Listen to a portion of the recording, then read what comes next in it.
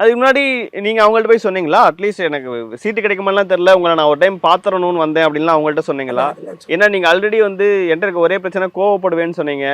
அது அவங்க என்னன்னு கேட்டாங்கன்னா, இந்த இந்த இதுல அந்த சிஐடி ரிப்போர்ட்ல குடுத்துருக்காங்க. இந்த மாதிரி அவரு மேல ஒரு 20, 22 கேஸ் இருந்து விடுதலையா இருக்கு சரி. அப்படின்னு சிஐடி குடுத்துருக்காங்க. ஆ. அதை என்கிட்ட அவங்க கேட்டாங்க. உங்க மேல கேஸ் இருந்திருக்க என்னாங்க. 22 கேஸ் இருக்கே. அவன் 22 கேஸ்ல நீங்க இருந்திருக்கல, அது என்ன என்னாங்க. ஏம்மா உங்களை பேசியிருந்தா நான் அடிச்சிருப்பேன். ம். தலைவரை பேசியிருந்தா நான் அடிச்சிருப்பேன். வேற எனக்கு சொத்து கேஸோ குடுக்க வாங்கல் கேஸோ எதுவும் எனக்கு கிடையாது.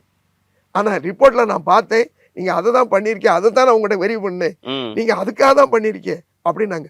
ஒரே ஒரு கேஸ் இருக்கம்மான்னு.